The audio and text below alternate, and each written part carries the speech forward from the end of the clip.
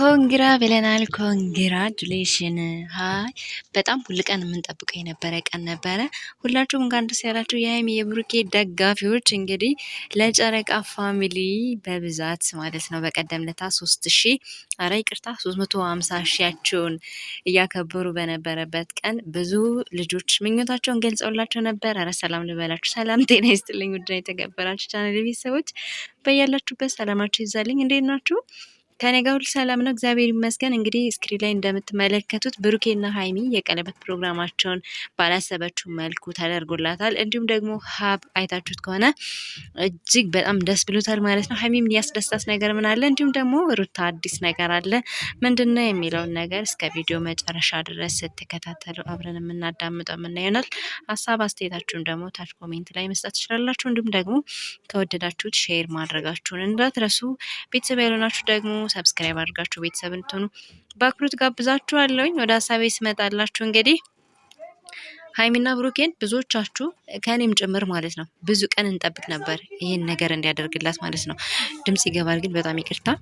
ይህም ማለት ምንድነው እኛ ከመውደዳችን የተነሳ የሁለቱን አንድነት በጣም በጉጉት የምንወደው የምንጠብቀው ነው። ቪዲዮቸውን እስኪለቁ ድረስ በጉጉት የምንጠብቀው ነው እና ይቅርታ ድምጽ ስለገባ እና ከመውደዳችን የተነሳ ለሁለቱ ያላችን አክብሮት ለዛ ነውና ስለዚህ ሁላችሁም ምኞታችሁ ስትመኙ ነበር። ሲጣሉ ብዙ ጊዜ በጣም እንጨነቅላቸው የነበረ ልጆች ዛሬ ደግሞ እንግዲህ ቢጣሉ ምንም ቢሉ ቀለበት አድርገዋል። ማለት ደግሞ በአደባባይ ስለሆነ ደስ የሚል የጥንድዮሽ ምልክታቸውን አሳይተውናል እና እኔ በጣም ደስ ብሎኛል። ቤተሰብ በእውነት ነው ብላችሁ እጅግ ከምላችሁ በላይ በጣም ደስ ብሎኛል።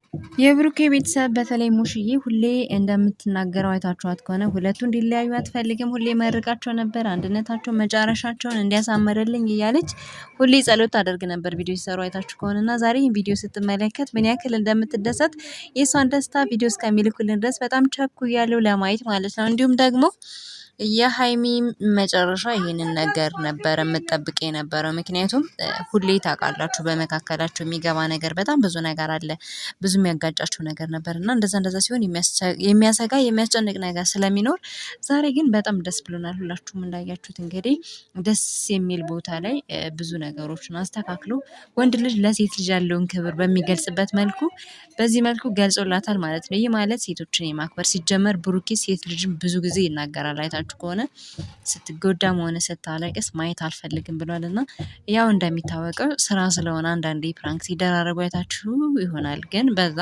ማንም የሚከፋ የለም ያው ስራ ስለሆነ ወይንም ደግሞ የአንድን ሰው ማንነት የሚገለጽበት ነው ብዙ ጊዜ አንዳንዴ ፕራንክ ማለት ነው እና አስተማሪ የሆነ ነገሮችን ይሰሩልን ነበር። በዛ በቃ በጣም እንወዳቸዋለን ማለት ነው። ስለዚህ ይሄንን ቀን ደግሞ እኛ ሁላችንም እንጠብቅ ነበር ማለት ነው። ስለዚህ በጣም ደስ ብሎኛል ከምላችሁ በላይ ማውራት ላን ያቀተኝ።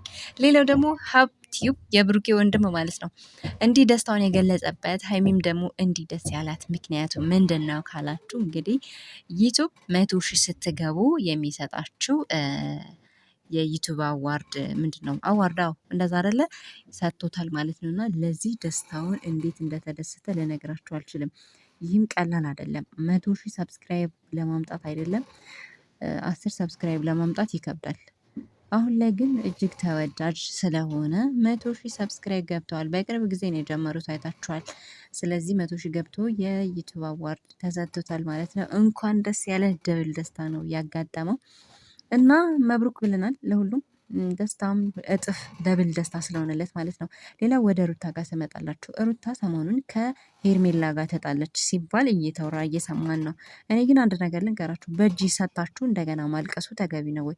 የሄርሜላ ጥፋት ሳይሆን የራሷ የሩታ ጥፋት ነው ብዬ ነው የማስበው። ለምን ከባሏ ጋር ብዙ ነገር ሲሰሩ ለምን ዝም አለች? እንደዛ ብዙ ነገሮችን ሲሰራ ለምን ዝም አለች?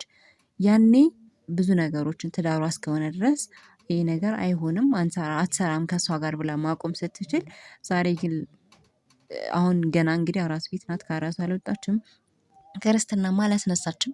በዚህ መልኩ ግን አንድ ቀን እረፍት ሳታደርግ ነው የምናያት ቪዲዮ ሲሰሩ ሲጣሉ ሲያናድዱ ምናምን ነገር። የአራስ ቤትም እኮ ስርዓትም አለው ብዬ ነው የማስበው። እኔ እየተቃወምኩ ሳይሆን የሚታየኝን ነገር ነው። ሲቀጥል ደግሞ አሁን እንዴት ብልሽ ነው እጣላለሁ ምናምን እያልሽ ያለሽው? አሁን እንዴት ብላስ ልታላቅቅ ትችላለች? ልጅቷ ፍቅር ያዘኝ ብላ የምታሳያቸው አክሽኖች የምታሳያቸው አክቶች በጣም ይደብሩ ነበረ። አንዳንዴ እኮ ተመልካች የሚናገረው ነገር ማዳመጥም ጥሩ ነው።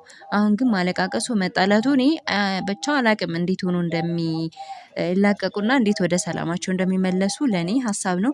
እናንተስ ምን ትላላችሁ? ኮሜንት ላይ ጻፉልኝ።